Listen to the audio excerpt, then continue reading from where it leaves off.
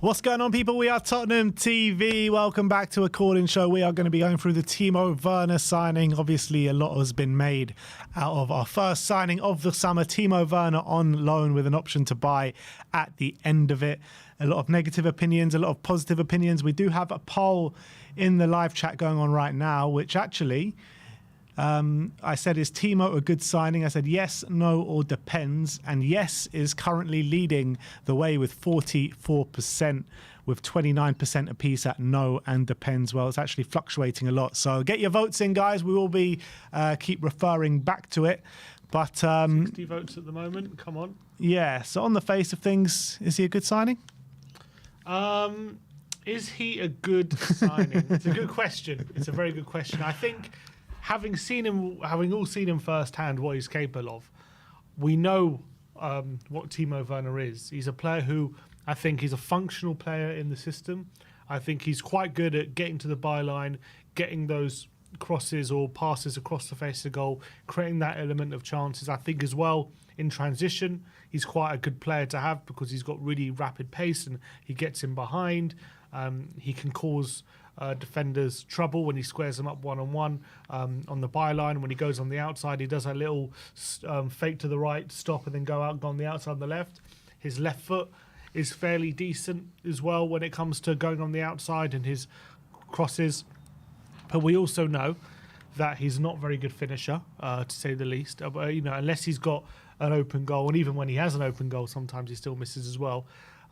When he's got a chance, a one-on-one situation with the goalkeeper, he had a few of those during his time at Tottenham in the 6 months he had at Spurs, and he wasn't great at them. Panicked too much, didn't have that composure to just slot it home. Did score a couple of goals. I think both of them were back post finishes, if I remember. No, one of them was a back post finish, and the other one was a nice one from against Aston Villa, which he actually scored was a nice finish into the far corner. But we know he's not the best finisher. So at 28, on a year's loan, given the fact that we're going to have European football next season, so we're going to need more numbers, we're going to need the squad is going to be a bit more stretched. I understand the temptation to get a fairly cheap deal for a year over the line, with maybe the view of next season, how either betting in someone like a Mikey Moore and giving him the opportunity, or maybe we'll be in a better position next season, spend a bit more money, and we can splash out on an even better player potentially, or it's an opportunity to save money. Because if we're looking as a backup, sometimes you don't need a player who's at the top of the range. Sometimes you need a player who can fit the system, and as well you're saving a bit of money to facilitate other signings in the forward line. So there's that kind of way of thinking about it when you're looking at, is it a good signing? But on the other side, we know that Timo Werner isn't going to be a player he's not really a top 4 player in terms of starting games. He's not a player who's going to take you to the next level when it comes to being a regular starter. We know he's very limited. He's got a ceiling which I think we've already reached at Tottenham, and if we're looking to kick on from last season, if we're looking for, as Andrew would say, big change, especially in the forward line, does Timo Werner represent that change? Personally, no. Personally, he's represents stagnation. He represents staying at that level and not really pushing the boundaries of what this team can achieve. And that's maybe where the frustration is. So it kind of depends on how he's going to be used, and we won't really know that until the window's shut, to be honest. But on the face of it, if the season started tomorrow, would I say Timo Werner is a good signing? I would say no, he's not a good signing. But that's based on the fact that if the season started tomorrow, he'll probably be starting the first game. So that would be a red flag. But if we're sitting here at the end of August and we've signed another winger who's probably going to be ahead of Timo and a striker as well, then I'll be sitting here saying, okay, we signed him on loan. He's going to be back up. He's going to be used in Europa League games, which is more than good enough for Europa League. And then from that basis, he would be a smart piece of business just for a year, save a bit of money in terms of outlaying on a big transfer fee for a backup who we might not, who might sell in a year's time anyway, or whatever. So right now, I'm thinking I'm okay with it. I'm content with the fact we've got him in, but it's all going to depend on how the rest of the summer window goes. Yeah, I think the rest of the summer window will be telling. My opinion on the face of things is that it doesn't sit right with me signing Timo Werner at this stage. You know, you all get excited. We were promised a heap amount of change, particularly in the front line. And our first signing this summer is Timo Werner on a season-long loan deal. I do think it very much depends whether you call it a good signing or not. And we need to wait and see what other players that we do bring in. But if we do only bring in Timo, and he's our only player that we bring in on the front line, I think it's an absolutely embarrassing signing. I really do. He's nowhere near going to take us on and kick us on to the next level. We know what we're going to get. In the last 6 months has proved that. And I don't think he's a player that's going to improve. He's a player that's going to stay the same now. What you see is what you get with Timo Werner, and what you're seeing is a very frustrating player. A player who has formed his purpose while being here, but he's never, ever going to take us on to the level of, solidifying our place in the top four, getting closer to the title challengers. And in that aspect, so it's a very frustrating signing for me, but I'm willing to reserve judgment on whether it's a good signing or not come the end of the window to see what other players we can get in. So, look, it is frustrating, but I do kind of feel like this could be a situation where we can maybe bed in a Mikey Moore. It can create a bit of a pathway for Mikey Moore, and I feel like Mikey Moore could actually be ahead of Timo Werner come the end of the season. Maybe that's a bit deluded of me to say that. Is there an argument to say Timo Werner's presence could stagnate more? Surely, maybe we could give him the minutes that Werner's going to be getting.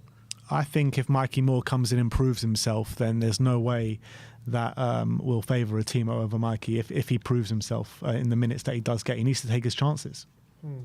No, but if in terms of development-wise, if we didn't have Werner here, and let's say we need a player to start in the Europa League game, and Mikey Moore has that opportunity. I think it's too much of a risk at this point to put all your eggs in the Mikey Moore basket. He's a 16-year-old, going to be 17 by next season. I don't think you can say to Mikey, like, look, this is your spot now, and it's your chance to prove yourself. You need other players there just in case he's not ready. Yeah, and that's what we're hoping is the case with Timo as well. We're hoping there's going to be someone else there instead of him, right? We're not saying this is Timo's spot. Well, I hope not. Well, that's what we're hoping for anyway. I think it's Son's spot. Okay, so then if we had Son's spot, and then Mikey Moore as backup, would that be not a bit more of a pathway than having Werner as well ahead of him? It would be, but like I said, you can't guarantee a 16, 17-year-old is guaranteed ready to be our backup. I don't think Timo is of adequate, in terms of his everything that you spoke about, finishing ability, how frustrating he is on the pitch. But I think it's unfair to give that to Mikey Moore at this stage. It's only right for him to come in ahead of Timo Werner at certain points and then prove himself. And once he proves himself, then we can say goodbye to Timo Werner. I hear that. I'm just saying, if we're looking at it on the basis that this could give a pathway to Mikey Moore, I would argue Werner being here gives less of a pathway to Mikey Moore, not more. That's what I'd argue. But also in the long term, it could give a bigger pathway to Mikey Moore because Timo's here only for a year. And Mikey Moore is here for the foreseeable future. If he gets his game time this season, whenever it may be in the Europa League, early rounds of the Cup, potentially in the latter stages in the Premier League, once he starts proving himself, then he's telling Spurs, look, I'm here now, and you can not take up that option to sign Timo Werner. Yeah, and I hope that is the case. I would argue that Werner's going to be taking his minutes, but if he wasn't here, he would be getting more minutes. But if Werner doesn't take his chances, then it comes down to Mikey Moore. Then if he does, then he takes his chances. Then, yeah, it does stagnate Mikey Moore a bit. And then you can look maybe for a loan spell. But it's a long old season with a lot of games, I think both of them can get their chances. I hope so. I really hope so. But anyway, the poll is now saying Timo Werner, yes, 47%, no, 28%, depends on 25%. But this is your chance to have your say on the Timo Werner signing. The link is in the community section. Is it in the chat as well? Can we put it in the chat? Yeah, okay. We'll put it in the live chat as well. We'll pin it to the top. We already do have some callers on the line, which we're going to get to. So let's go to our first caller and it's Edward. All right, How you lads. doing, Good to Edward, see you mate? again. Yeah, good to see you too, mate. How are you? You're on mute. Oh, I can hear you now. I can hear you now. I went to the Sunderland match. Met Chris. Very good. You met Chris? Chris Cowling. Cowling. Oh, Chris Cowling. Yeah. Lovely. How was that experience? Yeah, pretty good to see us win something.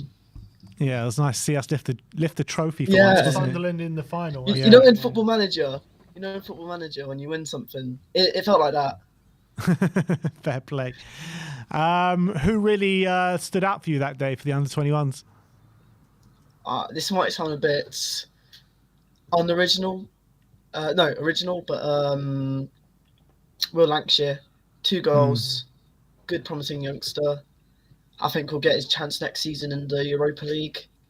Him and Scarlett maybe get the odd matches in like later on in the league. So yeah, I think promising future for him. In terms of Timo Werner, what were your initial reactions to the news breaking yesterday? When I heard that extended the loan, at first I thought good, because he's actually a pretty good footballer. And last season for us, he was...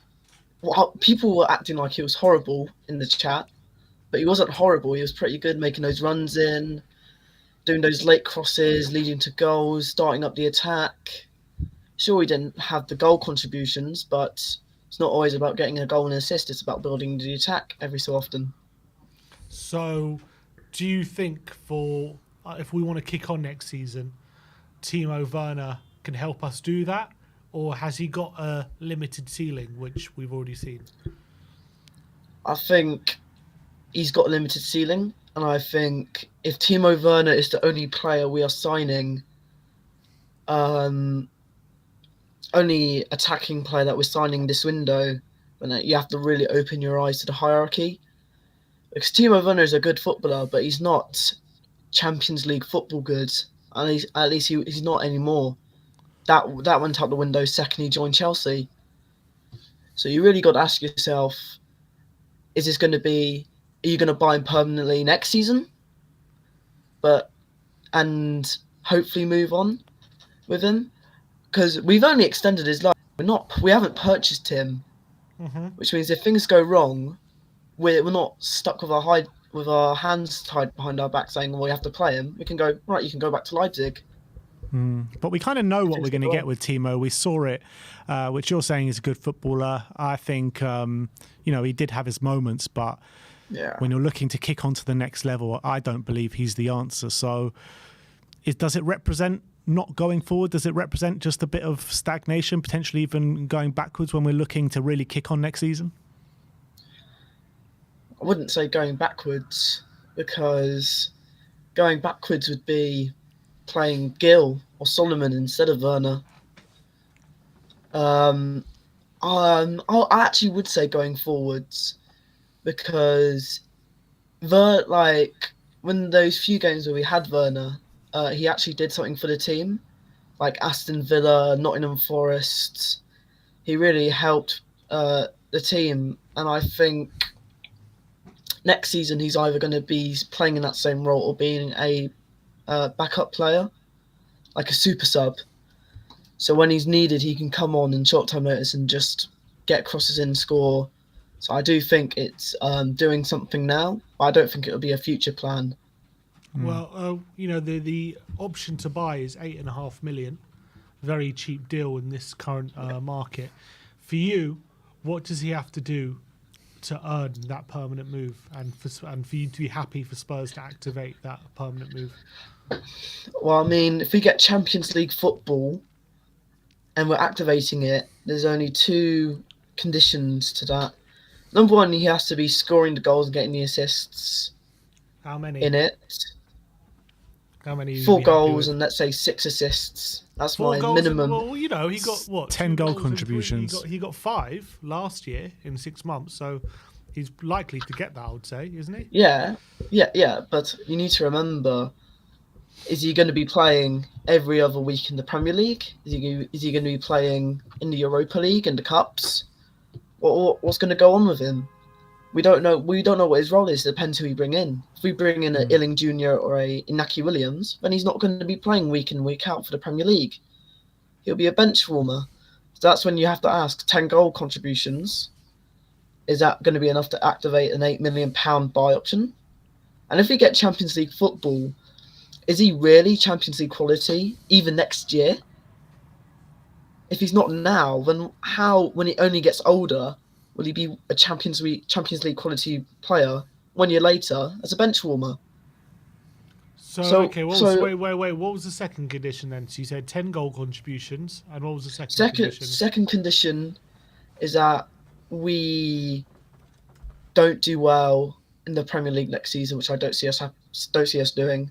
As in, we get Europa League again, and we don't get Champions League, and we sign him because it's just cheap as chips and reliable, but not great.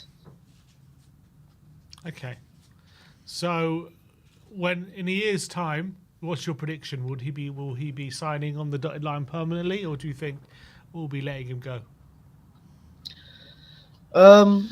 Someone's going to quote me on this, but no, don't sign him permanently. For Tottenham Hotspur to move on and get all these promising talents in, we could not be signing a 29-year-old who's going to get like 4 goal contributions next year, and instead of getting a young 19-year-old who's proven but also has a bright future, are we going to really throw away a Will Lancashire, Silling Jr., a Dane Scarlett's future just so Timo Werner can get a few more appearances under his belt? So no, don't buy him. He's a good player to have online, but don't buy him. Not worth the money. 200 grand a week, no way. Yeah, £165,000 a week, I think it is, which is crazy money, which puts him in the top 3 earners at the club going into next season, which is madness. But so who? Yeah. Go on. Yeah. What were you going to say? So you're telling me that Doggy, I'm assuming, is getting paid less than him. Romero being paid less. Van de Ven playing paid less than him. Yep. That's embarrassing. By the way, I love the haircut, Ben. Thank you, mate. Thank you. I'll get the in terms of the wages, I think the only players getting more than him are Heung-min Son and James Maddison. Yeah, rightly so. I think every single player should be getting paid same more wages as Cuti Romero. So he's getting paid the same amount as Cuti Romero, a player that puts his arms and legs on the line, puts his red card career on the line, and getting paid the same amount as Timo Werner. He's a good player, but he isn't great. He isn't Cuti Romero great. He gets over £100,000 more than Mickey van der Ven.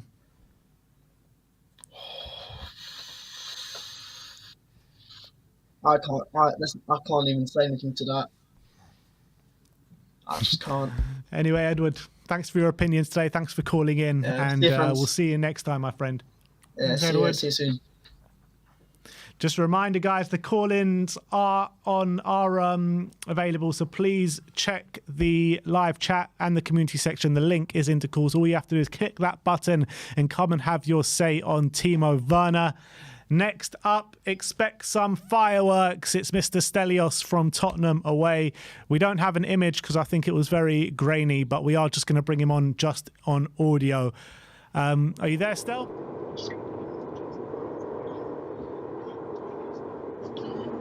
Yeah, can you hear me, guys?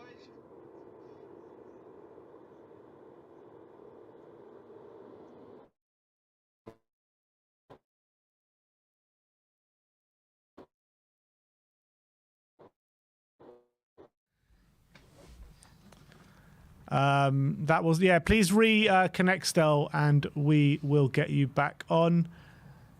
I'm just sending the link to someone. Just bear with me. All right, a viewer will be coming on very, very shortly. But yeah, I kind of got what what Edward was kind of alluding to. Like, he's trying to say, like, it's all right for a stopgap for this season, but after this season, we need to be setting our sights higher. But I would argue that we need to be setting our sights higher this season. Yeah, I mean, that's what we were. Oh, that's what we were promised, isn't it? At the end of last season, that we would be having a lot of change going into next season, and our first signing of summer being a loan signing, who we weren't sure about in January for the last. Sorry, at the back end of last season, doesn't represent that change, but doesn't mean that we can't get that change, because at the beginning of last season, if Timo Werner would have been a backup for the whole season, maybe we would have been in a better position. I don't know. I just don't think he's a bad squad player. But problem is, I just feel like Tottenham always get stuck in this kind of cycle. Like, we have an underwhelming signing, and people will justify it and say, well, as a squad player, he's not bad. And then the season comes, they're not a squad player, they're like a main player. And then it's like, well, we need to improve. And then it's just, the cycle continues. Yeah. And so, like, I'm just sick of signing players who we're not that excited about. And then we need to get rid of them eventually. But he is only a loan deal, so we're not committed to him. If it doesn't work out, it's an easy deal to not to stop. So, if we let's say we wanted to sign another player as a backup, let's say a Hudson-Odoi, let's say we had to sign him for 30 million, right? Plus his big wages. He's on nearly 100 grand a week at Forest. If it doesn't work out, we're in big trouble. You're tied in, yeah. You're tied in for a few years, and he might be difficult to get rid of, especially if he's on high wages. So that's a lot more of a risk than just you got a backup there in Werner on loan, and he can. And if it doesn't work out, then you can just not sign him next season. And if it does, you've got a good loan deal there for a year, where he's done the job that you need him to just for a year. Why not just go and push the boat out and sign a ready-made player that can take the mantle off Heung-min Son in a couple of years, and maybe not even a ready-made player, but a real big prospect with the data suggests you should go for them, up-and-coming talent that's going to kick us onto the next level. We should. Why are we sticking around and just going for these Timo Werner signings again? We should we should be pushing the boat out, but I don't know what their plans are for the rest of the summer in terms of money they're going to spend. I don't know if they're going to spend big money on another winger. I don't know if they're skimping out on a backup left winger because they want to spend a lot of money somewhere else, and because we didn't get Champions League, we don't have that extra, let's say, 50 million to spend. Maybe if we had that, we could afford to spend a 30 million on a 18-year-old winger who is the future, but maybe we don't have that money, because we're going to spend big elsewhere, and we can't spend big on everyone. Yeah, but the thing is, we were told that this front line is going to be the big game changer this summer. We were going for a number 9. Now it says Richarlison staying. I just don't know what to think anymore, and I am getting frustrated with it. But on the flip side of that, I can see values of Timo Werner if he is the worst attacking player and the forward player at this club next season. It's not the worst thing in the world. I agree. I think my main issue with it is for me, is that the fact that we've renegotiated a deal on a loan. And I know we've criticised Spurs for not getting business done earlier, so it's a bit hypocritical for me to criticise them for getting this deal done too early. But I think context does matter. And I think we were told that obviously they had this deadline on the 14th, so whether to activate the permanent deal for 17 million, and that's fair enough. But if you're going to renegotiate the deal, and that's not going to be the deal you're going for, so that means that the deadline is then meaningless at that point, because that deal was never going to be one you signed anyway. So why rush into this deal now on when we're not even in June yet? Why rush into signing a player who we know is limited and we know has a ceiling, when you could just wait out a bit? He's kind of always going to be there in a way, because he wants to join Tottenham and he can be a nice fallback option, and just see what else is out there, see what the market is saying before you jump. You don't know he's another always loan. going to be there. You don't know he's probably- always going to be there. he Just might- because he wants to join Tottenham. If Spurs are stalling and stuff and another club come in, who's to say he won't go there? Look, he might do and he might not. I don't think losing Timo is the biggest deal. Yeah, it's anyway, not. But I think he wanted to join Tottenham, and I think I don't think he's at risk of joining anyone before July anyway. I don't think anyone's jumping at the chance to sign Timo. So I think that you probably have, I would argue, a month to look at other options, just explore the market. They didn't See have what it. options They are. had the whole of the second half of last season to look at other options. Why do No, we they only? didn't, because Why not? Because I mean, technically you have forever to look at other Exactly. options, but you don't know what the market is until it appears. Yeah, don't but you know should what be it doing is. your due diligence No, towards the they- end of the season. They were looking at Werner. That's what they were doing. That's where our problem lies. Werner was our player, so they were making the judgment whether they want to sign him or not. So they were focusing on him. Obviously, I'm sure they're.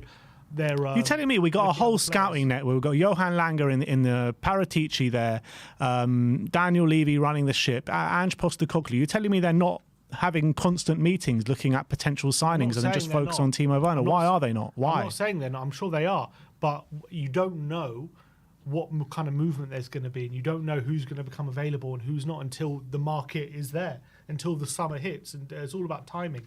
Obviously, there are sometimes deals that can be done early. You can sign pre-agreements, and that can all happen. But you're not going to necessarily know everything, all the context and all the detail until it comes to June and July, where all of a sudden you see what clubs are making moves, who's not, who needs the money, who doesn't need the money, all these different things. So I would have waited a bit. I think you've probably got a bit of time for the Timo for Timo to sit there, because I think he wants to join Tottenham, and obviously he's not going to be there forever. But I think he would have. You could have gone there in a few weeks and pulled the trigger on that, even in a month, in my opinion, and pulled the trigger. You got to remember, he wasn't really wanted in January. I know Man United were looking at him, but I don't think they're going to be looking at him now. So I think what I would have done is just looked at the market, seen if there's any. See if any of your other targets, there's any movement on them. See if there's anyone you could have gotten a younger player for a decent fee who you might have been interested in before you because look, the season is 2 weeks gone. With the window's not even open, and we already pulled the trigger on Werner. I appreciate they've been decisive, and I appreciate that clearly this is something that they really want to do, and I'm sure Ange has really wanted to do this deal and has okayed it, because you don't do a deal on 29th of May unless you're sure about it. But just from my personal opinion, I would have liked to wait for a bit, see what kind of deals are out there, and if they're not convinced by any of the movements or any of the wingers who are available, then okay, you got Werner there in the back pocket, then you push the button. Fair enough. We've got a super chat here. It says, who cares about wages? We are accountants all of a sudden. Levy will do what he wants and we argue over player value and wages. Yeah, I get what you're saying, that fans maybe do focus too much on wages and finances and stuff like that. But when you're looking at some of the players that he's earning quite a considerable amount more, then it just doesn't sit right with me that Timo Werner, if we're saying that he's just going to be a backup player and he's on 165 grand a week, looking at our wage structure, it's a bit mad to me. He's on the same as a vice captain. Yeah, but that's how it works when you're not spending a transfer fee. They're always going to be on higher wages. I know. If we were going to sign him straight up on a free transfer without the loan, he wouldn't be on that much wages. If we were going to sign him on a free transfer without a loan, I think he probably would be. No, I disagree. I think on a free transfer, he probably would be. He wouldn't be, because he wouldn't be of that stature in the squad. There's no He's way. an experienced player. There's no way Timo Werner can command that kind of wages. We're only paying these kind of wages because we're getting on loan from Leipzig, who's already on these wages. Correct. And if he was a free transfer, he would also be on those wages. So we haven't paid the transfer. That's how it works in football.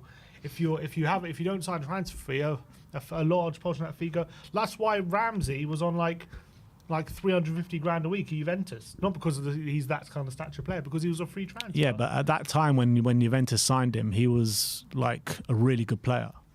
Aaron Ramsey. Yeah. Timo Werner's not a really good We player. clearly think he is a good player. Well, that's what's wrong at this football club. We're not going to sign him if we think he's rubbish, are we? That's what's wrong at this football club.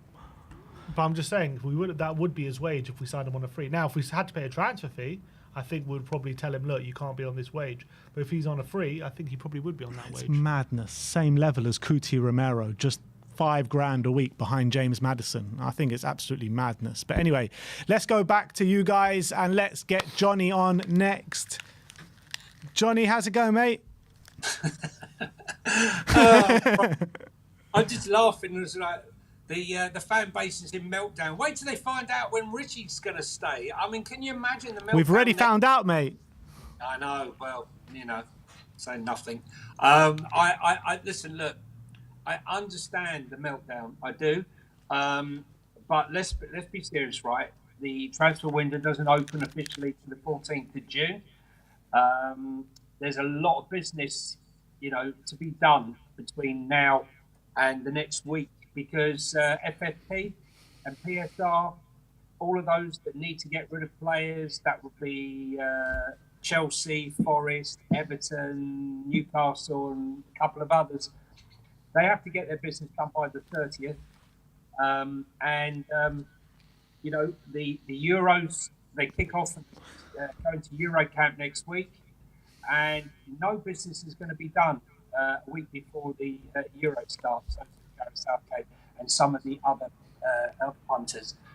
Look, if this was the main business and this was the only business we're going to get attacked, I understand the meltdown and I'll be joining them. Okay, but at this present moment, I don't have an issue because when I'm looking at his minutes that he's played and his goal contributions per minute, is he a good goal scorer? Absolutely not, right? Does he need to improve his goal scoring? Absolutely.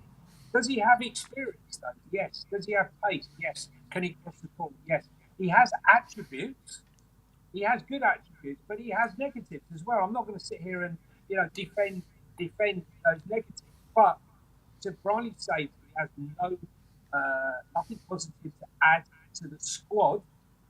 As a squad, I'm not talking about the first team. I don't see him as a first team player. I see him as a rotational player in a squad-based game. This season we had 41 games, the least amount for 19 years. And I just think that, there will come a time where we're happy to have Timo Werner as a squad member that can come in when we have injuries, when we have players missing, and when we're playing 55 games in the season. In isolation, I understand why there's negativity and an uproar for his signature. Yeah. Johnny, I was having a conversation with Sim before about Mikey Moore. Do you feel like this is a season where Mikey Moore can break in, and will Timo block that pathway? Will he enhance that pathway? What's your opinions on that? Listen, I love Mikey Moore. I don't say it very often, but he's generational. He really is generational. I see a likeness between Wayne Rooney and a bit of Gascoigne, the barrel chest, and like Wayne Rooney, upper body strength, the way he came through at Everton at 16. I see a bit of that in him. And he had something very, very special. I personally think that he needs another 6 months in the under-21s, appearance on the bench, in Europa, maybe getting minutes. And I can imagine to start to see him what's his name, Miley at Newcastle, and maybe Mainu. I mean, let's be serious, right? He's not even 17 yet. He's still 16 years of age. I think physically he can cut the mustard. He's got the pace. And the way he moves his body, he can swing his body left and right with movement of the ball. I think he's an incredible player, but I don't think he's blocking the way. We focus too much at this football club on first team. We get smashed to bits. We're always this club does not know how to look after its players. We've constantly got a pile of injuries, and I'm just looking at the fact that Timo is just another one to add to the number. And we talk about the wage. It's a big wage, 165 grand. But we've got rid of Lloris. We've got rid of Eric Dyer. We've got rid of Perisic. Kane. Right, we got rid of some huge wages. So I'm not saying it's ideal, but I think when you're looking at this, I'm thinking and listening to the fact that by doing it this way, it enables us to have more money to actually purchase the players that we really need in set positions. I can see Brian on screen nodding away, and he's like chomping. He's chomping. Johnny, let me ask you this, Johnny. In January we were linked with a young winger, Antonio Nusa, 18 years of age. I know he failed a medical and we didn't quite get that deal done. But, he was going to cost around 30 million. I don't think we were looking at him to be our starting winger potentially. But No. Going into next season, and should we be looking at that kind of deal? Someone who's a promising youngster who can maybe in the future push the likes of Sonny and take over from them and provide competition as someone who has a potentially really high ceiling, than signing someone who we know where their ceiling is? Listen, I've said there's two plans going on, simultaneous plans going on at the club. I've been going on about it for 2 years. One of them you can't really see.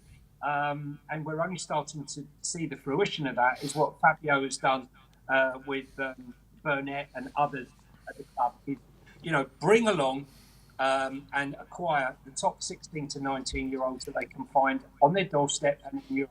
Okay, we've missed so many top players on our doorstep over the years that have gone to Arsenal. We're bringing those players through, and we're also looking to bring in top 16 to 19-year-olds. Lancashire. Funny enough, it's a Spurs fan. He was at Arsenal release to Sheffield United the whole way, paid $2 million to bring him back. There are players, Tyrese Hall, there are lots of players. So we are looking to acquire those. Sorry, 1 minute, Johnny. You're breaking up quite badly. Are you connected to a microphone? No, I'm not. Is that better? Yes, but now I can hear something else. It's a bit better. Carry on, Johnny. Okay, Let's see how it goes. Yeah, sorry. So I think that there's two things that are going on here. We're acquiring the top 16 to 19-year-olds, and at the same time, we're looking to bring in first team players.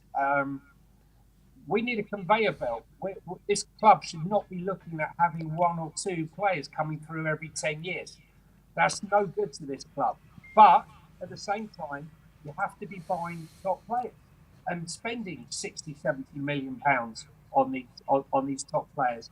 And I think if you're filling these gaps over the next 2 years with these top young players that are coming in, that would mean we would only need 2 or 3 players to fill the void. Then I think then we can start spending the money. I think they will continue to find top talent, more of the Destinies and the Papasars and the Bergvales, which are being signed for nominal fees in comparison to, look at Breakaway, for example. They want £70 million for a guy who's had one season.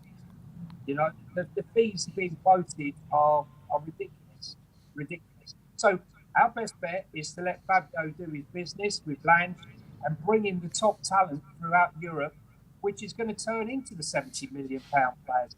But let's not kid ourselves. We all want marquee signings. We all want the Ezes and the Nico Williams and all the other signings that we dream of. And for this fan base to be happy and go forward into the season happy and positive, we need to see a couple of those, along with these value purchases. Do you believe that Timo Werner will be our only left-wing signing come the end of the season? I would like to think not, but we have Manor Solomon, left wing. We have Timo, left wing, and we have someone called Heung-min Son, left wing. So one would say potentially we are overloaded on the left wing. It depends how you look at it. Yeah, I think backup striker? Do we need a backup striker? 100%. Do we need a backup left centre back? 100%. Backup left back? 100%. Do we need a 6? 100%. Do we need a better backup goalkeeper? 100%. I can go on. I think we need like 5 or 6 players right now. So for you, Johnny, obviously it's a loan deal with another option to buy for £8.5 million. And right now, I'm assuming you're probably going to think, in a year's time, we'll probably not take up the option to buy. But what does he need to do for you to prove that he's worthy of a permanent deal? Well, funny enough, I looked at his stats for the minutes he played, and he's above Saka and he's above quite a few others on the stats. I mean, I don't make up the stats. I'm just looking at them. And let's see who he's above. He's above. You can't actually see that yet. There we go. And there's Timo Werner that is highlighted there. Yeah, I saw that. I saw that graphic. Yeah, I mean, you can dismiss the graphic, or you can look at the graphic. Depends what your agenda is. But I just want players to come to this club and be successful, whether I like them as a player or not. There's players at this club that I don't think are particularly great, but I hope they turn it round. Pedro Porro was one. Brennan Johnson is another one. I never thought Brennan Johnson was ever my first choice signing as a winger. I liked Anthony Gordon. I liked Elise. I could have listed probably 5 players ahead of him, but he's come, and I hope he progresses and goes on next season to be the player that we want. But we all have agendas at the club, and unfortunately, Timo fits into the one where there's absolute uproar that he's coming back because he doesn't score enough goals, and I totally get it. I totally get it. But let's hope we're all wrong. I hope I'm right and others are wrong, and I hope I'm wrong about Brennan Johnson, and everyone else is right. Well, let's hope Timo Werner can prove a lot of people wrong in this coming season. But Johnny, thanks for coming on today, mate. Yes. Good to chat. And you. Take care, guys. Cheers, mate. Bye-bye. Back to the poll. We are on 43% saying Timo is a good signing, 32% saying no, and 25% saying it depends.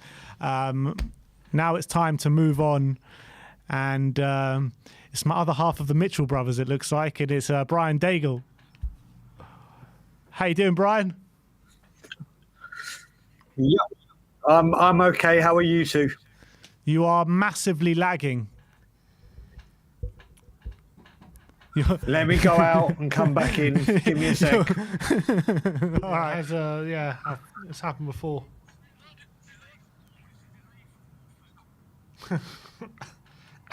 I'll wait for Brian to come back. All right. I'm not sure what's going on with the connection today.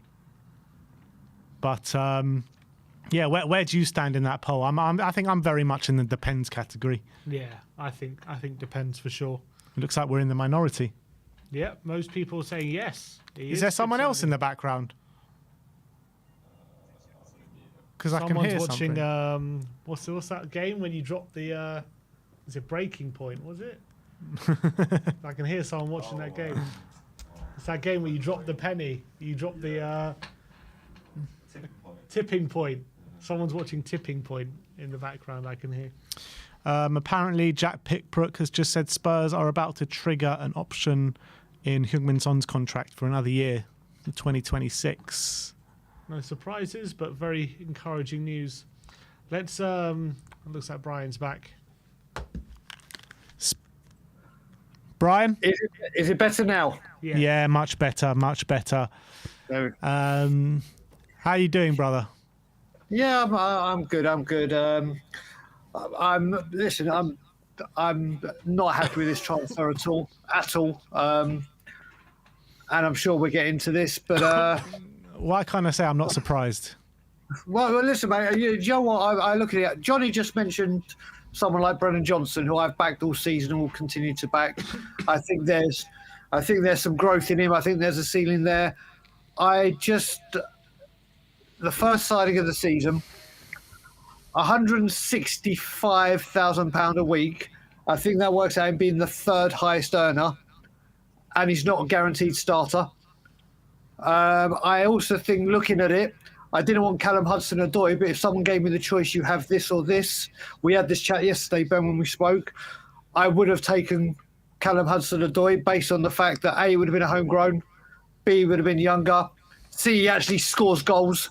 And then we could have had another foreign place. But then, as you were saying, mate, and the one out of all the things after like having the night after the day before, I could say when we spoke and you said, you know what, maybe this is a loan deal just because we need someone for 1 year because Mikey Moore might be that person promoted. That's the only glimmer of hope I have from this deal, that might be the way it's done. I look at it now, and I was on a few streams yesterday, and one comment actually said to me, or not to me, in the chat, said, I think it's a great addition because, let's face it, he's better than Brian Hill. And I was like, is that the standard that Tottenham Hotspur are at now? That's how we value players now. But Brian, he comes in. Brian, Yeah. once everything's all said and done in the transfer window, and let's say for argument's sake, Timo Werner isn't one of the first options for the starting lineup, and he is just the squad option, and he is the worst kind of attacker that we do have at the lowest kind of point. Is that not something positive to go into next season, and doesn't that represent an upgrade on last season?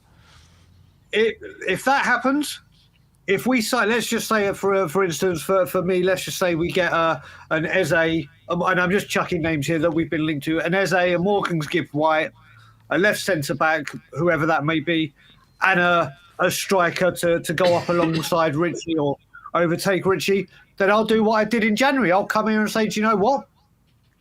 Got it completely wrong. This is we did this first. I've been proven wrong, and I'll gladly say it. But I went on the stream today, and I said, I started thinking about it. You look at Spurs history, and I'll go back as far as my dad, who watched Martin Peters, Jimmy Greaves, and Alan Gilzine. You look at Crooks and Archibald. You look at Berbatov and Keane. We also had Defoe and Pavlyuchenko at times. We had with strike forces. I've seen Sheringham and Klinsmann. We've seen Son and Kane, and now we're all the way at our strike force or our forward line. The possibility of Werner or Son, which Son obviously, and the good news about his contract, if that is to be the case. And then you look at Richarlison, Johnson and Kulusevski. I'm sorry, I look back at the past. We were known for our attacking football. We were known for having these flair players that could do things. This strike force doesn't... Please God, when my nephews grow up and my niece and I get to talk the glory days of Tottenham with them, I'm not going to say, do you know what? My dad saw that. I saw this. You are going to get to see Werner and Johnson. And like I said, I'm a fan of Johnson. They do not scream to me potent Tottenham attack that's going to guarantee goals. And I don't think anyone can say that. Look at Kulusevski's goal return since he's been here, apart from that first season. Johnson, like I said, I have every faith in the world that will come good. I really do, and I'm clinging on to that, and maybe he will get to a much higher level. Richarlison had that patch where he was scoring non-stop, injuries. And then you look at the left wing, and at the moment it's Werner, Son, who will obviously be the starter. And we do have Solomon, but I can't see Solomon staying at the club. Especially with the players coming in or the players that we have there. It doesn't scream goals to me. It just does not. Can you two say, do you know what? I feel fully like you said, Ben, players may come in. But right now, does that what we've got right now fill you with confidence that there's goals coming from Spurs attack? No, but Brian, put it this way, though. I'm hearing feedback. Sorry, one sec. 29th of May is the date today. The window's not even open for 5 more days, and yet we've decided to pull the trigger on Timo Werner already, right? We had a deadline of mid-June for it, even though we've obviously renegotiated the deal. The fact that we've done this deal so early means that this is a deal that we're very sure about, and as well, I'm sure has been sanctioned by Ange Postecoglou. So for you, if this deal doesn't work out like you expect, does Ange have to take full responsibility for that? He's going to have to take some of it, isn't he? I mean, there's rumours coming out that people have heard that Daniel Levy was against this transfer. Whether that's true or not, we obviously don't know. There's a lot of people that have said that if this happens, they're Ange out. I haven't turned on a manager once, including Nuno, including AVB, and I am not starting now. Where I think Ange hasn't helped himself is obviously towards the end of the season with comments he was saying that, like, I sign off on every transfer, which he said a bit earlier. We're going to carry on playing this way, that I want the speak about the title push and things are going to change drastically around this football club. He's kind of put a target on his back, I'd say. I will stand by him no matter what. I'm hoping that this deal turns out incredibly, but if someone can say to me, I have absolute confidence that this season Werner's going to contribute 15 to 20 goal contributions, or let's even say 10 to 15 goals and various, let's say up to 10 assists, I would put another tattoo bet on it. Quite simply, I'd be that convinced I'd put another tattoo bet on it. I can't see. But you're gonna tattoo Timo's face on your breast. Well, I won't say what I've got on one breast because I don't want to bring that up. But I've got one breast spare, and it's certainly not going to be a picture of Timo Werner. I can guarantee you that. I would get something stupid, but nothing with the word Levy on it because I refuse to have that on my body. But I don't see where this takes us further. And I heard Johnny before going, yeah, we need strength in depth. We need this. The guy's already injured for the next 3 months. I know the season doesn't start. We signed him with an injury. Can you guarantee him fitness? I don't know. I was on a space as well yesterday. Is he injured for 3 months? With a couple of Chelsea fans. Apparently, his grade 3 tear, he's not going to be available until deep into pre-season. Apparently, this is what I'm hearing. That that he is not fit right now. That's for damn sure. And he's going to be. I think it's a grade 3 tear or something he's got. So he's not going to. But apparently, it's up to 3 months. He could be out. And it looks like that's the criteria for Spurs to sign now. Good injury record. That's high up on the list. I honestly, I just don't see this deal being of substance. I can understand where people are coming from. Yes, we need numbers. Yes, we're playing extra games. But at 165 grand a week, when you know full well if the plan is to play Sonny wide, which I really hope it is, you're not going to be playing hardly any, or not hardly any, but you won't be starting most of the games. I think the money could have been used better elsewhere. But like Simeon said, the grand scheme of things of have we got over the top, me included, on the fact that it's not even open, I would say there might be a little bit of something in that because the window hasn't even opened. But as I was saying, I've been the way I am for 16 years and I've looked at transfer windows, obviously, via that, and this is via my eyes, not how everyone should see it. But I believe a first transfer should set the tone of what we're planning to do.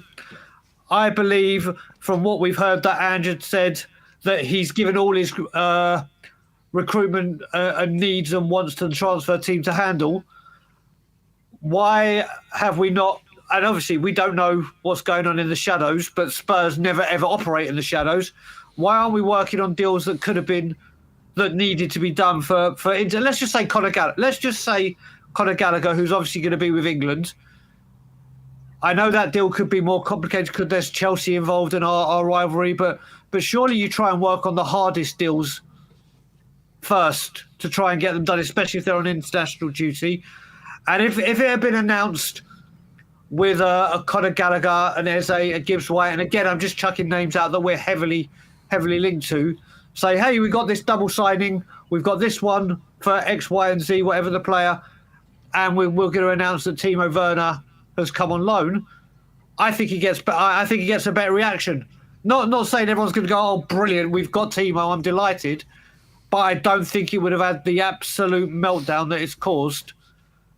And I was live when it broke, and it to me it's just same old Tottenham. I hate to say it, and people can come at me, and people like myself that are staunch Levy out because of signings like this. But it's not my first rodeo. It's not going to be my last. Do I see this being kind of a sign of where things are going to go? Unfortunately, I do. I hope to be proven wrong. I hope, because as you boys know, when we signed Dragusin and Werner, when we signed Quick, I said I'm basing this on the speed of players coming in. Players came in quickly, better than normal. Well, First thing I did is on my Twitter and on this channel. They don't Came get out much quicker than 29th of May, do they, Brian? Yeah, I mean, this is the thing as well. People go, "Oh, look, it's different now. Look how fast we're moving." We've re-signed a player that was already at the club, who didn't set the world alight. Don't get me wrong; he had some goal contributions. Do I see this? And I saw your videos yesterday. I watched them not live, but I watched them later on. And when Ben was saying, "Is this the signing that gives me confidence that this is improving the squad and moving forward?" No. And if people do, fair play to them. Fair play to them. Everyone's entitled to their opinion. I just do not see what they're seeing. I just don't. Brian, what does Timo have to do to convince you that Spurs should be pressing that permanent option for $8.5 million in a year's time?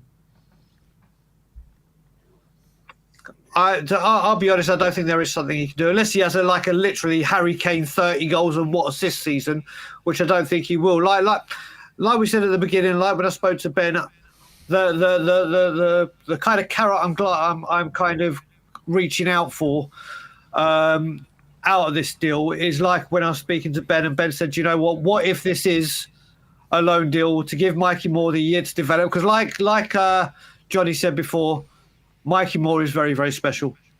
Mikey Moore is going to be, to me, our Wayne Rooney, our version of Joe Cole, our version of Fowler and Owen, of coming through the ranks. This guy's special, and will a year do it and he'll be ready to go there? I think he will. And if I have to ever choose between one of our own in Mikey Moore and Timo Werner, then the answer to me is very, very simple. He would have to have probably his best, like the season he had at Leipzig that set the world alight, for me to even contemplate it, in all honesty. Brian, always a pleasure speaking to you, my friend. Thanks for coming on. And I guess time will tell, won't it? We'll speak later. Always a pleasure. Cheers, mate. Time will tell. And like I said, I've got my war haircut done. The shoe polish is ready to get ready, and then if need be, a flight home and coming to a high street near you. So have a good day, guys, and everyone in the chat, and we'll speak. See you later, Brian. Thanks for coming on. From one to the next, we're going to go straight to Stelios from Tottenham away. Much better now. He's at home. He's got his camera on. Hopefully his audio is good. How you doing, Stel? I'm absolutely fuming. I'm livid. I've completely checked out with this football club. This stinks of the highest level. Honestly, guys, I'm done. I couldn't care less what Ange does. Ange out. I've said it. I said I'd be Ange out. I'm Levy out. Paratici out. Lange out. The fan base. Everyone. This is everything that has been the epitome of the last 25 years of failure. This is the exact kind of signing I feared, because this proves to me Ange is a yes man. And a yes man won't succeed at this club. He's gonna end up either walking or getting sacked in the next 3 months to 3 years. At whatever point, I do not see success with this manager or this ownership or this recruitment team. Nothing, guys. And I mean every word I say. We might get to a semi-final. Maybe we get top 4. Maybe we get in a title race in 3 years' time. It'll come crashing down, because we will have players like Timo Werner in the squad.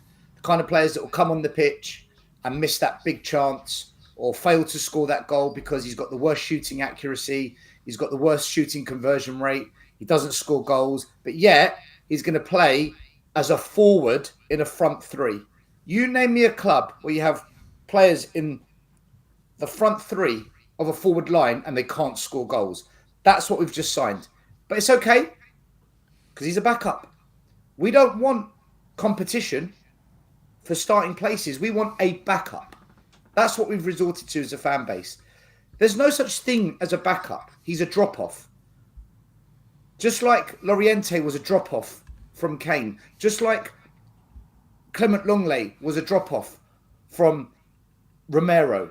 Just like Harry Winks was a drop-off from Wanyama. We're winning nothing like this. This is everything that I was told was going to change. And here we are. We've signed a player that is absolutely bang average. But it's okay because before he went to Chelsea, he was good. 5 years ago, he was good. Just like Dele Alli and all the other players from the good old days of Poch, where we nearly won something. They were good as well back then. Should we bring them back and get the band back together? It's ridiculous. And he's the third highest paid player. If I was Romero, if I was Van de Ven, if I was Vicario, if I was Udogie, Porro, I'd be banging on Daniel Levy's door saying, hey, I'm valued less than him. I'll be on the phone to my agent. Reorganise my deal. This is ridiculous. How is he being paid more? He's bang average and he's a backup. Sorry, guys. Even the investment bankers and the financial gurus in our fan base, even they can't get out of this one. Stel, in terms of you saying Ange is a yes man, the fact that we've got this done on the 29th of May, does that not suggest that Ange really wanted this to happen? You know, we didn't wait to long till after the season to get this finalised. It wasn't as if we tried to bring some other players through the door and we didn't pay the money or the deals broke down and we went back to Timo Werner. We did this very early on, as if it was very much the plan from last season to do this again. Yeah. And Ange must have okayed it. So if this is Ange's idea, then does he not take full responsibility for this kind of signing? I said I'm Ange out. I've said it. No, but you accuse him being a yes man, but he's not a yes man if it's his idea. We don't know if it's his idea. We don't know if it's not his idea. Surely it is. But we don't know. All I know is this is the exact same kind of signing I've seen under every different manager, under every different football director. This is exactly what I've seen the club do over the last 25 failed years. This is exactly the same thing. So he has to be partly culpable, but so is the recruitment team and so is the ownership. This is the exact kind of Spursy signing that we do. This is another Dan Juma, another Clement Longley, another one of those. He's going to come in and be what he is, average. He's a washed-out German football player that's now going to steal a living at Spurs on insane money. Like, look, I don't dislike Ange. I think he's wonderful with the media. I love the fact that he's trying to play attacking football. He says all the right things, but he contradicts himself at every junction. I want to challenge for the league. And you think Timo Werner is the solution to that? Like, what planet are we living on here? What the fact that this signing has been so divisive online, why is it divisive, guys? Why are fans split over this? Because a lot of people think he's average and he can't do a job for the team. And then the other half think he's decent enough as a squad option. And he can, and if as a squad option, you know, especially playing in Europa League games, he could do a job for us. Based on what? How can he do a job for us? He's horrific in front of goal. So we're playing. He got 4 assists, 3-4. He got 4 or 5 assists last season. He, you know, in terms of just being a functional player, his ability to get to the byline and, you know, create opportunities. We know in the past he's been part of functional part of decent teams. He started that final which Chelsea won in the Champions League. He was a part of their team that won the Champions League. So he can that team had superstars all over the shop. He can be part of a successful team, though, is the point. And it did it really? That wasn't the best Chelsea team. That Phil Jones at Man United has won countless trophies because he's part of the team. Should we sign Phil Jones in? Dude, how many finals did Phil Jones start? Like, Werner started the final. He was a big part of that run-in in the Champions League. Their front three was Timo, wasn't it? Timo, Havertz, and Mount or something. Guys, Pulisic. Did he score in the final? I think, did he get an assist? Or, no, he didn't score in the final. No, he didn't. No. So what did he do in the final? Nothing. He hurt City. He created problems. There are many players that have played in cup finals that will be able to claim, but I won a trophy because I started in a cup final. Go look at the Arsenal team that won the FA Cup in Arteta's first season. He got rid of that entire squad. But they started in finals, so why didn't he keep them? Because they're not good enough. So if we are... See, The issue we've got at Spurs is our fan base has become deluded, right? I'm not calling you out, Sim, because you're just trying to play devil's advocate, right? You're trying to counter the argument. I get it. But our fan base will find any possible reason, any stat to justify a signing at Spurs. It's as if no club ever makes a bad signing. It's impossible to admit that we made a bad signing because we never do it. No club ever does it. But yet, the same people that said Emerson Royale, Barcelona, brilliant signing, Paratici's cooking, they all want him out of the club now. But why weren't you saying that 2 years ago when we signed him, people? Where were you? Where are you now? And this is the same thing. Like, there is not a single bone in my body that tells me this is a really good signing. And the reason I'm angry more than anything is because I don't believe in the project anymore, guys. I don't believe in what we've been sold. This manager apparently is going to unearth all these gems from Asia and the Far East and Australasia. We've signed about 12 players now. Where, since he's come, where are all these gems? Because that's what I was sold. Where are they? I was told that he understands youth football. He's got a great connection with the youth. I've spoken to our academy director. I've spoken to Simon Davies. There's no plans to bring through the youth next season because he doesn't believe they're good enough. This conversation of Mikey Moore, guys, I don't want to burst anyone's bubble. Mikey Moore is not playing for Spurs next season. Maybe he gets a 5-minute cameo. There are no youngsters that are going to be introduced into this team next season. The only one he said to me that might get a proper crack is Bergvall, the one that we signed. But there's no plan to bring them in. They don't think they're good enough. That's the reality. But us Spurs fans, oh, but yeah, the under-21s are great. Oh, the under-18s, just you wait. Mikey Moore. None of them are coming through this squad next season because the delusion in our club is we're going to challenge for a title. And I'm angry with this because I was told that there's going to be a project. We're going to bring through the youngsters in the academy, and none of it's happening. I'm not seeing any of that. Instead, we've signed Timo Werner, who now takes a place of a potential young player that could have been in this squad. That's what I'm seeing. But come the end of the transfer window, now we've brought in Timo Werner. Is there any sort of situation, any transfer window that would suffice, in your opinion? Unless we go and sign 4 absolute top draw players, but I know it's not going to happen.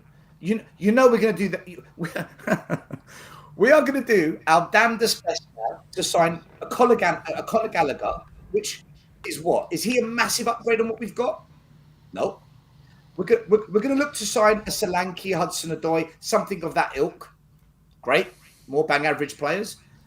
I just don't see, I don't have no belief in this club if they think Timo Werner is part of a plan to bring success to this club. I've lost all faith in it, guys. And that's why I said it when I did. If we sign Timo, I'm Ange out. Not because I dislike Ange, not because I hate him, not because I don't think he's a good manager, because he's another yes man. He's another Poch, another Jose, another Nuno. The only manager this club has ever had in 25 years that actually dared to do was Antonio Conte. And we bullied him out and he checked out. And he's the only manager that ever said, 20 years, the same owners, no trophies, but why? He told us straight. He said what needed to be done, right? And he's the only manager that had proper cojones to say, this is not right here. It must change. You can't keep doing this. But there you go. Stel, is there now we're stuck with Ange, who's another yes man. Is there a target for you where if like Werner hits it, you'll hold your hands up and say, "Oh, I was wrong. You know, actually, he did contribute." Sim, he can't even hit himself. I'm just saying. When in the 6 months he was here, he got 2 goals, 3 assists, right, in the 6 months. Which is not, it's not amazing, but it's not the worst total. Shocking. It's shocking. It's not. In 6 months, it's not the worst total. And I think he got a few assists for some own goals as well. I'm saying next season, is there something, is there a certain number he could hit for you where you say, actually, you know what, he got 15 goal contributions. He actually was not bad for a loan deal. Sim, when I look at a player, I look at what are the fundamentals of the role that you're going to play? What's the basic requirements? And then let's build from there. He doesn't have the basics. He doesn't score goals, right? I go back to the best front three I've seen in Premier League history. Mane, Firmino, Salah. An abundance of goals, an abundance of creativity. If we want to win a league, if we genuinely want to beat a Man City in an FA Cup final and beat Arsenal in the semi-final, we need that talent. And he doesn't bring that. When he's on the ball, the play breaks up with him. He breaks up the play. He will cross 5 balls into the box, 1 will land, and everyone will celebrate. You see what Werner's done? But they ignore the 4 other crosses, the 4 other crosses that he smashed at your kneecaps, where he's tried to take your shin pads off. Like I'm gobsmacked by this signing. I've been arguing for months on YouTube channels. I'll be stunned if we sign him. There's no way, and here we are. So I'm honestly, I'm gutted, guys. If he got 10 goals, would you say that's a good? He's done well. But you know what'll happen? He'll score 4 goals in one game, 3 in the other. So 80% of his goals come in 2 games, and then that stat will get so taken out of context. Look, I don't want him at the club, guys. I know what Ange... I've watched this football for a whole year. I understand exactly what Ange is trying to do. I did say last time I came on your show, I'm going to put a coaching video together on it. It's just taking me a little bit longer than what I thought. We need technicians. We need players that can play 1-2 touch football. We need players that are of the kind of ilk that a Christian Eriksen had at Spurs, that a Harry Kane had at Spurs, that a Moussa Dembele had at Spurs, a Vertonghen. These kind of technicians with intelligent, quick thinking. That's the kind of players we need to pull off Ange ball. He's not that. He simply is not that. He's the wrong profile. Don't we need different options as well? Don't we need to mix up sometimes? We get a technician and then, have Werner as a sub to come off the bench. If it's not working, he can use his pace, run at people, just mix it up a bit. Yeah, you do. But he's not going to be that player that does that in the big moments. I did the spreadsheet and I kept banging on about it last year where I monitored 4 players at Spurs, goals and assists. And Brennan Johnson, Richarlison, Timo Werner and Kulu go missing against the top 10. They all go missing against the top 10. They only turn up in 20% of the games. And that's why we dropped off last season. Because as soon as we had to play the big teams, we didn't have a Scooby-Doo. Because the people that are supposed to put the ball in the back of the net, they can't do it against the top 10. Only Son has got half-decent stats against those teams. And they're the teams that we are going to have to play in semi-finals, European finals, big games to win the league. That is the competition, the big teams. We don't have a problem against the small teams. We've been quite good against the small teams. It's how do we close the gap and have a much better record against the top teams? It's called quality. Like Pochettino, he had a midfield of Wanyama, Moussa Dembele, Christian Eriksen, Prime Dele Alli, Harry Kane, Heung-min Son. That's the levels, guys. And we still didn't win the league. And they were brilliant. And now we've gone from Heung-min Son to Brennan Johnson, Richarlison, and Timo Werner. Like, what planet is our fan base on? How can we condone this? And then fans say to me, oh, but Paratici's cooking, give Ange time, be patient. You cannot convince me we built a £1 billion stadium for this.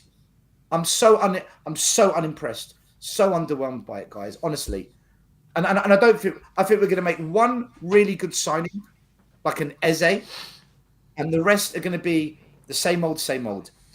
1 or 2 will be good, 1 or 2 will be good but inconsistent, like Maddison, and the rest will either be ones for the future or utter crap. And we'll be back here again, wondering why didn't we win a trophy in the second season that everyone said to judge Ange on? Why didn't we actually challenge for the league title? Why did we struggle playing 2 games a week? We might get off to another great start. We might even get to a semi-final of a cup. But when push comes to shove, these players are going to let us down because they're not of the level required. And that's the reality of it. Nothing's changed, in my opinion, guys. Nothing. Every fan's allowed their opinion, but once upon a time, people had the opinion that the moon was made of cheese and the world was flat. How did that work out for us? So I don't know what I more I guess can say look, to you guys. still time is going to tell if this is going to work out or not. You know, I don't think personally Timo Werner represents anything that we're looking to go for or what we're looking to fight Exactly. for. But it all very Exactly. much depends on who else we do bring in by this time at the end of the window. Guys, look, I don't expect anything. I expect a very average window that will be hyperinflated. The financial gurus will tell us it's savvy business. Levy's done well. The deluded fans will tell us, oh, give it time, be patient, good business, look at the stats. And fans like me that have been waiting for God knows how long for this long-term vision of building the stadium, the increased revenue, the hotels getting built, the money from, what's his name? Is it Scott Travis? I don't even know who it is. Another person doing a gig at Tottenham. All this money coming Travis in. Scott, yeah. Travis Scott. Got it completely wrong. All this money is now going to elevate us. And I'm not seeing the quality of player coming into this club that justifies the dream that I was sold. Yeah, look, Seeing it. still, I don't disagree with you, but what I am saying is I think we should all just reserve our judgment on the transfer window by the end of it, because the transfer window hasn't even opened yet. So we'll have to wait and see what happens. Look, Ben, I hear what you're saying, okay? But I was very clear. For me, the reason I said if we sign Timo, I'm Ange out, is because it's a clear indication that he's a yes man. And in my opinion, he is part of this failed culture at Spurs where the chairman, the director of football, the coaching team, look at the losers we've got on the coaching team. Jedidnak and Ryan Mason. Are you kidding me? Is this for real? And we think we're going to be successful. And Ange has come in. Yeah, I can do the job. I can work under this regime. I can operate like this. No, you can't, mate. No one can. And for me, the litmus test was signing Timo Werner. That was confirmation that the culture has not changed. That's why I said it. It's not because I hate Ange or I'm against him. He's probably a really good manager, but he's not going to succeed in this environment, on this stage, the big stage that is the Premier League, and in tough European competition by accepting Timo Werner's. Whether he picked it, Lange, the board, whoever, that is the exact sign I feared. And listen, I'm broken, man. I'm done. Honestly, I'll support the team, but I couldn't care less if Ange is here or not. I don't care who we sign now, because I know. Stel, Timo did you Werner's gonna renew? get game time. Did you renew? Yeah, I did renew. I will always support my team. And people can come for me. They can say, "Oh, there he is. Look, he wants Levy out, but he still pays money to Levy." Listen, if you boycott games, but you watch it on TV, your TV subscription goes back into the club through different avenues. So there's no way you can support a team and not put a single penny into the club. And you know what?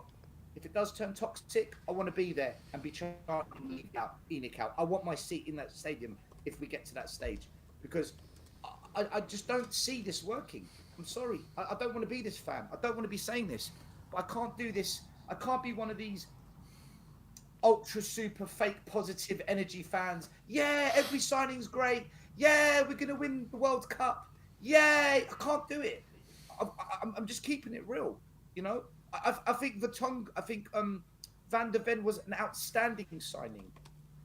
I think that Vicario has proven to be a brilliant acquisition. I think Porro is proving his worth. I think Udogie is going to come good one day. But there's a lot of signings that we're still making that say to me, that's where it's going to go wrong. And Timo Werner 100% represents that side of the coin that makes me refuse to buy into this project. And I said this from, months ago. I said this, that this was the test for me. So I'm gutted, guys. I'm absolutely gutted by this. I'm having to refrain from really letting rip, because I respect your channel and I respect you two guys, and you let everyone have an opinion and a voice. So, but oh man, Timo Werner. Chelsea fans are contacting us saying, you know what, we hate you lot, we hope you fail, but what on earth are you thinking? I've got Man United fans contacting me saying, do you still believe in Ange Ball? Why is it all they can see it? They can all see it, but here at Spurs, half our fans, like you said, this is ridiculous. It's absurd. How is this ambitious? But then the other set of fans, they'll find a stat, they'll find a financial metric because Romano or Gold or someone else told them something. It must be true. I don't get it, guys. Listen, Sim, you're allowed your opinion, but like I said, the moon was also made from cheese 100 years ago. And Ben, I fully agree with you. I think this is a shocking signing. Stel, just before I let you go, just to show you how split the fan base actually are, 790 votes on our poll. Yes, 42% say Timo is a good signing, 33% say no, it's not a good signing, and 25% say it depends on obviously what we bring in from now until the end of the window. And that is the mastermind of Daniel Levy. He's a specialist in dividing, because if you divide, we can't unite. We can't get behind getting him out, or we can't get behind fully backing the club. Keep them divided, and then that way it just plods along. This is a divisive signing. It just sums everything about the club.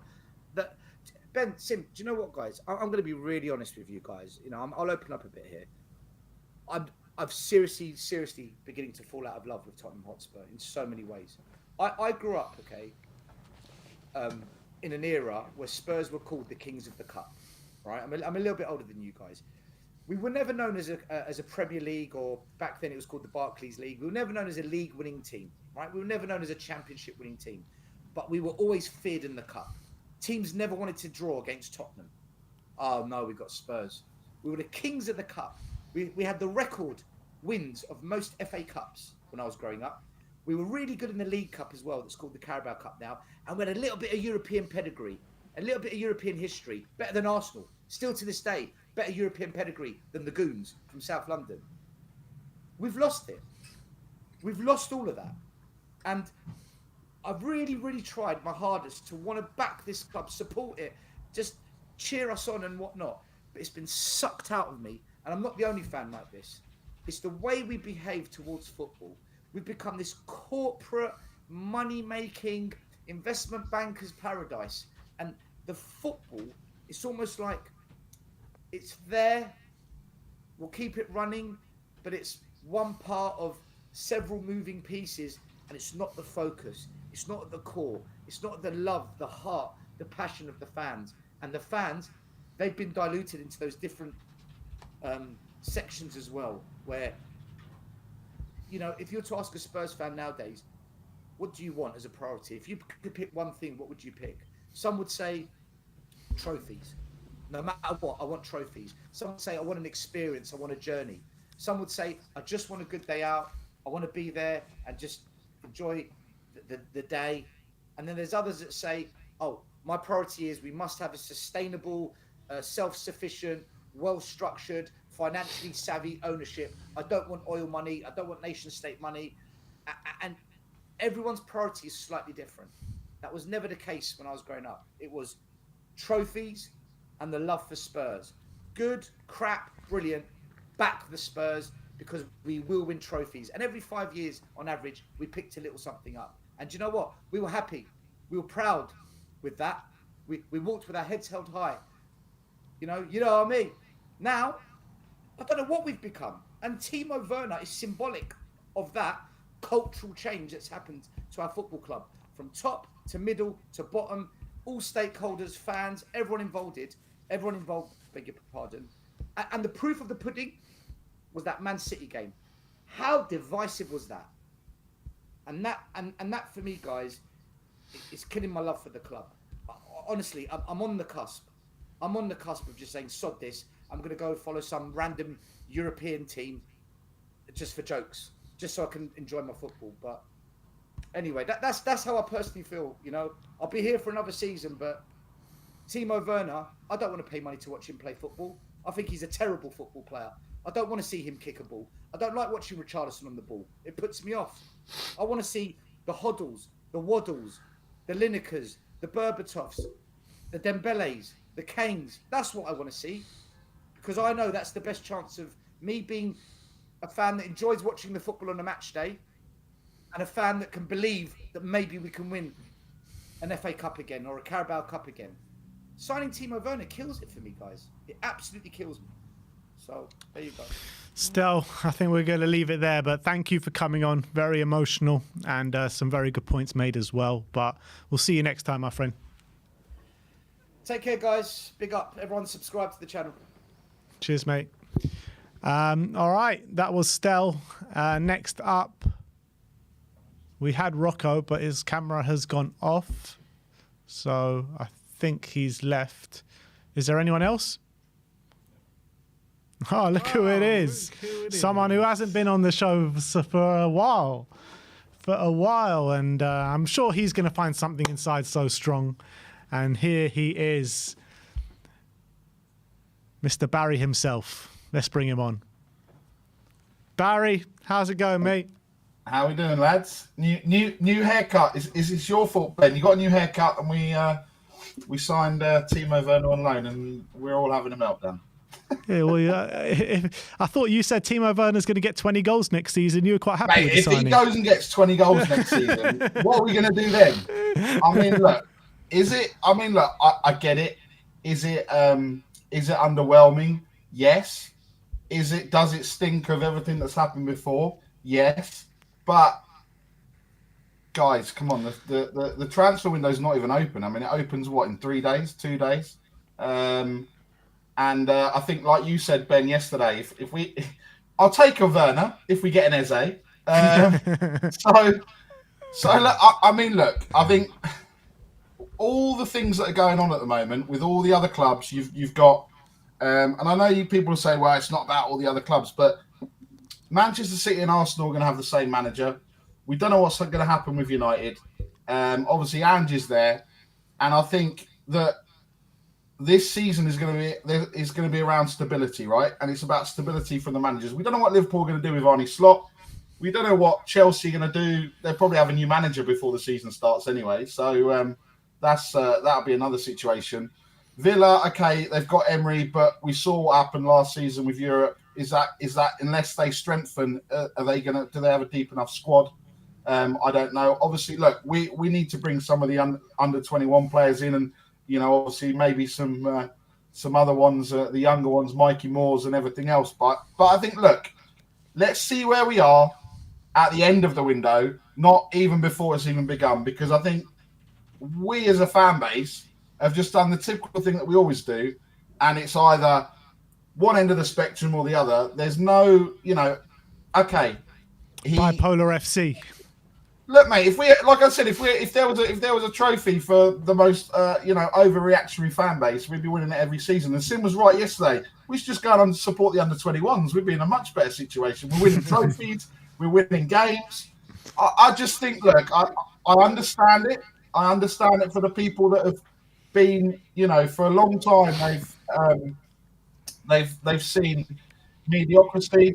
They've seen everything that and they're entitled to an opinion. Everyone's entitled to their opinion, but I just think it's a bit too soon. If it's Werner and no one, and then that's the situation, then maybe we can start losing our minds a little bit. But look, there's going to be another signing. Like I said yesterday, Conor Gallagher will be one of the next signings, and that's going to cause a massive meltdown as well.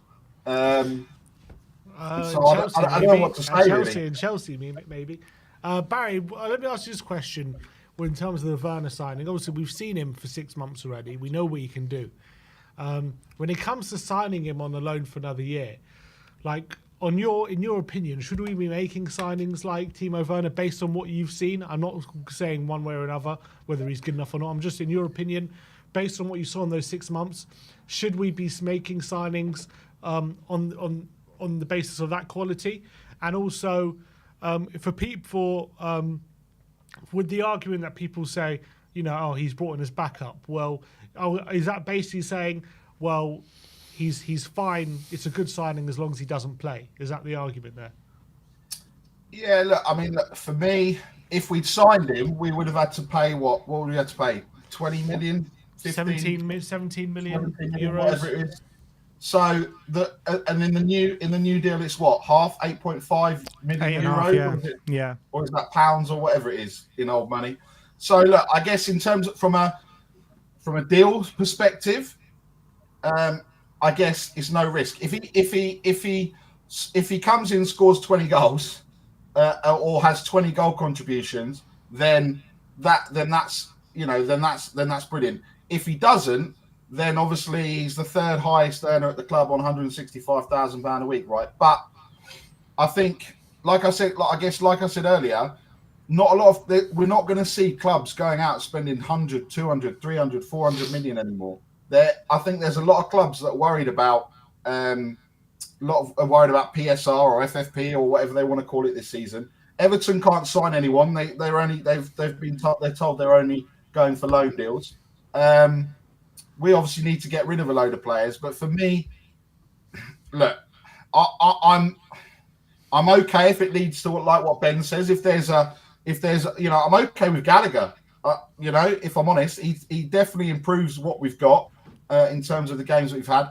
But if that's just the two, then I'm kind of I want to see more. We need to have that out and out. If we're going for more strikers, going for that winger, then we need to get what Ben wants. And I think everyone's been talking about Eze. But for me, just on Werner itself, I guess it's under review. I guess we say VAR. We'll go to the monitor and then we'll see what it looks like at the end of the season or halfway through the season. But I'm saying we've seen him already, so we know what he can do. If we're getting that Timo Werner, is that someone who you'd be happy to have for a whole season? I mean, look, did we? He didn't. Yes, we saw him. Yes, he had chances to score, and you probably thought he should have scored. I mean, the chance at Newcastle. I'll go back to that was one of the bigger ones. I think he chose the wrong option. He should have gone with his head rather than his right foot or left foot or whatever it was. He tried to kind of bend it in, and also, the pace of the ball as well. I'm not making excuses. I'm not trying to be an apologist. I'm not trying to say all of these things. But I saw it there and then, and I thought, hard chance. We should be putting them away. What we've seen, we haven't seen enough, and I think we need to see. What we need to see is him hit the ground running in those first 4 to 6 weeks, because I guess half a season coming into a club, Andy's system, is that fair to judge him on that? All right, he wasn't playing well at Leipzig, completely different manager, completely different system, completely different players around him. Is it fair to judge on 6 months? Some people will say yes, it is. But if there's the chance, and whether that's a 5% chance, 30% chance, 40% chance, we see the Timo Werner that was at Chelsea, then for me, then it's worth the risk, right? Barry, back on your point with the financials, Brian Daigle just alluded to it just before I was about to ask it to you, but Spurs are supposed to be in a really good situation with PSR. We were told that this stadium was supposed to be a game changer. We were told last season Ange wants to challenge for the league next season. So why are we signing players like Timo Werner on a loan? Why are we going for these kind of deals? Well, I don't know, Ben. The politician answer is I don't know, Ben. I don't work at the football club. I guess it's twofold, right? We're being told one thing but being shown another. And I think if you're sitting there and saying we're fine, we got a load of money, we want to challenge, but I think again, like we saw at the back end of last season, I think I think we all agree we probably need 10 players. We're not going to get 10 players in one transfer window. And if it means that we're going to get 3 to 4 that we need, and we get another 3 to 4 on loan deals, and that nearly gets us to where we need to be, then I guess that's the only reason. I mean, obviously, you can sit there. And I know a lot of people will be saying, "Oh, it's obviously it's Levy again. Levy's done this," but I thought even I heard last night, or someone was talking last night, that even he was a little bit shocked about the Werner signing. So, look, Ange is stubborn. We've seen that with his tactics for when we were saying play Mickey van der Ven at left back, change the system up, put Kulu in as a striker. We saw Maddison go as a false 9. So, Ange, I think we've all seen, won't change for anybody. And I think this is maybe part of his point, was saying, I don't care what you think. I don't care what you think about Richarlison. I don't care what you think about Werner. I don't care what you think about Kulusevski. These are the players that I want, and these are the players that I believe are going to get us to where we need to be. And I think that's part of it as well, right? Barry, just one question before we let you leave. A lot of people asking in the comments, What's your opinion on the Emerson transfer out? Everyone wants to know your opinion. You know, Emerson's about to leave. Number one Emerson fan on the planet. What are you saying?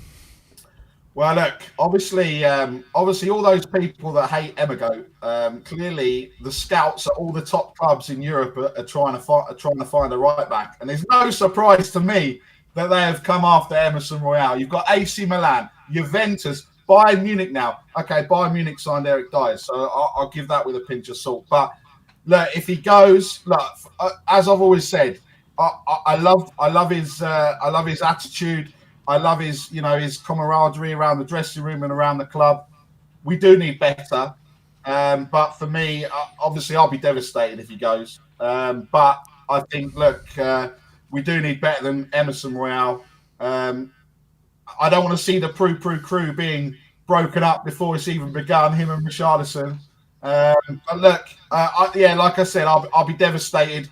I've got his signed shirt here, so it'll have to be another signed shirt from somewhere else. So we'll have to wait and see. But look, we're doing better. But I think we've probably got more. Like we've said before, maybe it's not this window. Maybe it's January or the summer window before we start looking at Emerson Royale. I think we've got more telling matters across that front three that need sorting before we looking at let the goat leave. But hey, when you saw the images of his agent in Milan, did you shed a tear? I haven't shed a tear yet. I know you guys are sending me everything that you can find. You're going to be sending it to me, and until he's holding up the shirt or we've got the "Here we go" from Fabriziano, then I'm still clinging on that he'll still be here next season. Big up, Barry. Thanks for coming on. It's been a long time coming, so I hope to speak to you on the channel again soon. Big up, guys. Cheers, mate. And I think we will leave it there for today, but a lot of good opinions. Sorry if you couldn't get on today, but it's been a long old stream about Timo, and I think the callers kind of made their message clear, but it kind of hasn't related into the poll, because 43% of you out there think that Timo Werner is a good signing, 32% think that it's not a good signing, and 25% still in the it was pretty mixed. Depends camp. Barry was okay with it. Johnny was okay with it. Edward was okay with it. That's true.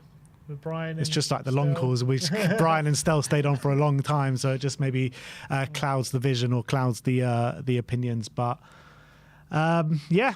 That is the general consensus of the Timo Werner signing. Let us know your thoughts in the comment section below. But thank you, everyone, for joining us today.